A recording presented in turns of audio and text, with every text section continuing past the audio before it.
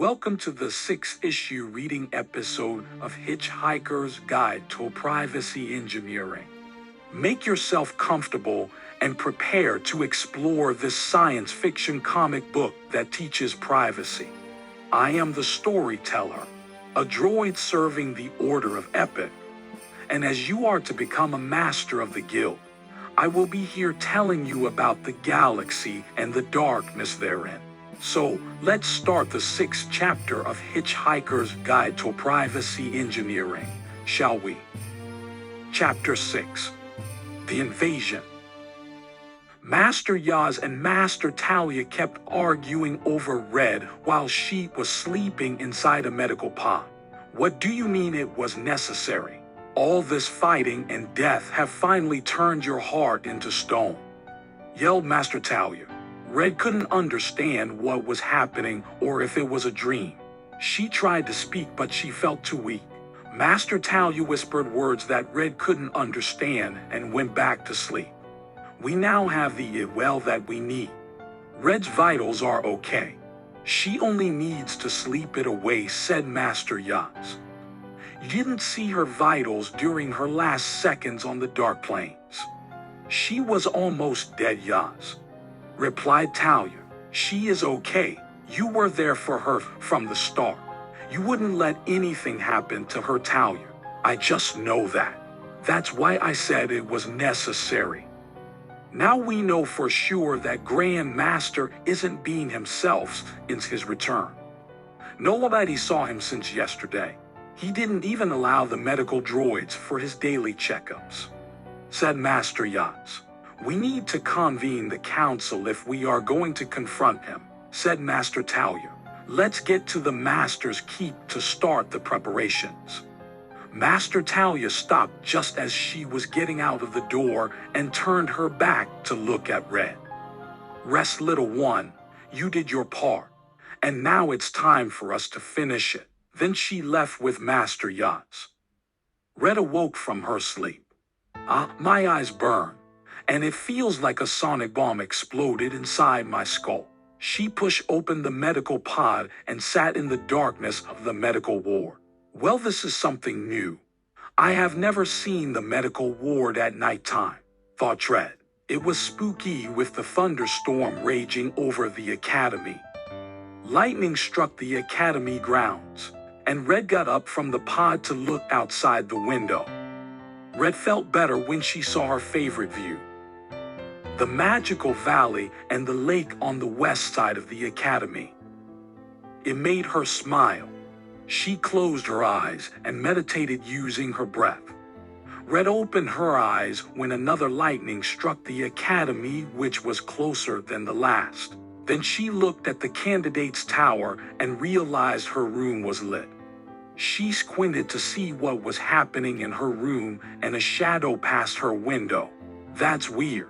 Who would be inside my room at this late hour?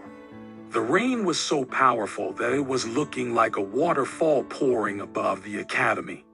Then a roaring thunder and a lightning struck the high tower, the home of the Grand Masters above the Master's Keep. When she saw the high tower, Red started to remember everything. Her last training with Master Talia, and the amplifier, the astral darkness, that overwhelmed her in Dark Plains. Squeezing her eyes shut, she shuddered as she felt the darkness fill her. Ray said Red out loud. He was there. He is alive. He told me that the Grand Master was the reason for all this. Wait, then what I saw wasn't a dream. Her head hurt again, so she dropped to her knees and held her head to ease the pain. She shivered again. Her breath was frosty. The headache faded away. She realized there were strange lights coming out of the high tower. They looked like the ones I saw on the Dark Plains. She approached the window to understand what was going on. A thunderous noise broke the window and knocked her to the ground. Red only caught a glimpse of the explosion before hitting the ground. Covered in broken glass, she felt pain all around her body. She leaned on the wall for support and looked outside the broken window. The night sky was on fire and smoke and dust covered the academy. The high tower was on fire. The storm carried the dust and smoke away from the tower. Red gasped for air when she saw what happened. The high tower of the Grand Master was in rubble. Then she heard screams of terror from the outside. She leaned towards the window to look down below. She saw Order members running around trying to figure out what happened. Her head started to hurt again, and she heard a voice inside her head. "Hide, they are coming."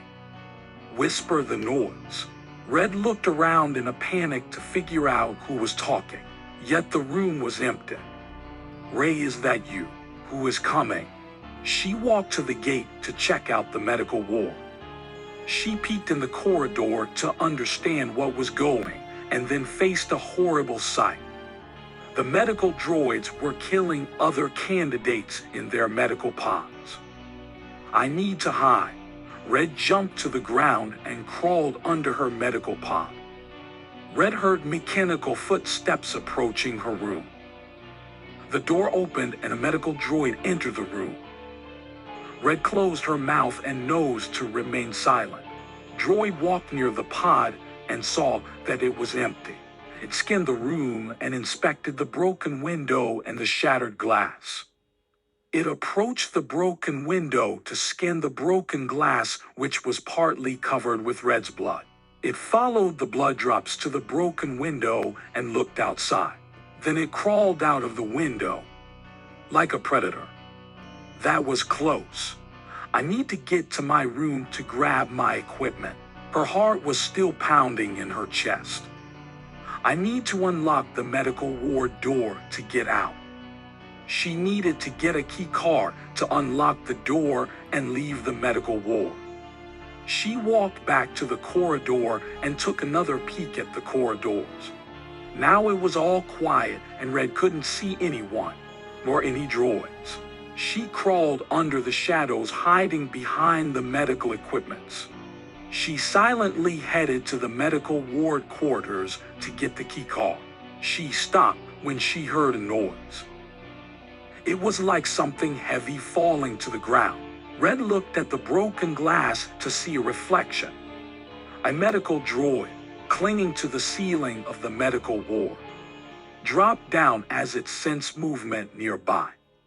Red felt that pounding in her chest again. She managed to get her hands on a medical device standing in the hallway. She threw it away from her to lure the droid away. The device hit the ground with a noise, and the droid turned into a spider-like form. It crawled to the source of the noise. Red got up from her cover and entered the medical staff quarters. She saw that there were lockers belonging to the staff. She walked past a dismembered droid. Clearly it was the work of one of the older candidates. "I hope, whoever you are, you managed to get out alive." She started to check the insides of the lockers and finally managed to get her hands on a key card. Red grabbed the key card and walked back to the corridor. "There it is," said Red, looking at the door. Just as she placed the key card to unlock the door, she heard a noise. She turned her back to see the face of the droid standing right in front of her. The terror burned her mind out as the droid fixed its eyes on me and charged. "Candidate 103. You are marked as infected. Commencing the cleansing sequence," said the droid while grabbing Red by her throat and pushing her against the door. Red's vision got blurred, and just as she was about to lose consciousness, Ray whispered, "Don't give up, Red." She felt alive. She opened her eyes and managed to place the key card in its place. The door opened and the droid staggered. Red took this advantage to jump and put her feet between the droid and her to break its grip. She screamed as she pushed the droid away from her and managed to kick her way out of the droid's clutch. The droid leaped forward, and Red managed to scan the key card to close the door. and split the droid in half. The upper body of the droid kept crawling towards Red, and just as it was about to reach Red, something crashed its head. Red looked up in terror and saw Kyle holding a medical device that he used to stomp on the droid's head. "That was close," he said.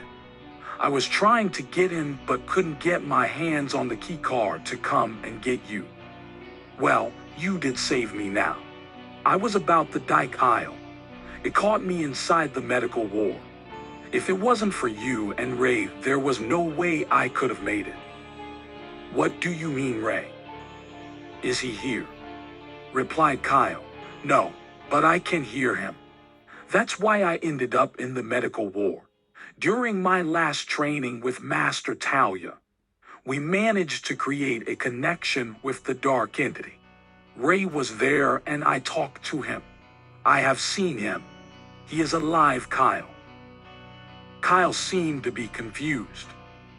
"I know none of this makes sense, but I will tell you more once we are safe. The only thing you should remember now is that the Grand Master is the reason for all this. I heard Master Talia and Master Yaz are going to stop him," said Dredd. "We need to get our equipment from our rooms if we want to survive this night," told Dredd. "Well, I already thought about that. I felt something was wrong with droids and realized that they went rogue and attacked the Order members. That's why I entered your room to get you your equipment. Here they are all in this bag," replied Kyle. "So you were the one in my room. I saw that there was someone there when I first woke up." "Thank you, Kyle. I don't know what I would do if not were you," replied Dredd. They heard an announcement from the Order that all candidates should stay in their rooms. The Academy was going under a lockdown. This is the end of Chapter 6. The Invasion. Subscribe to the newsletter to get your hands on the early access material every Thursday.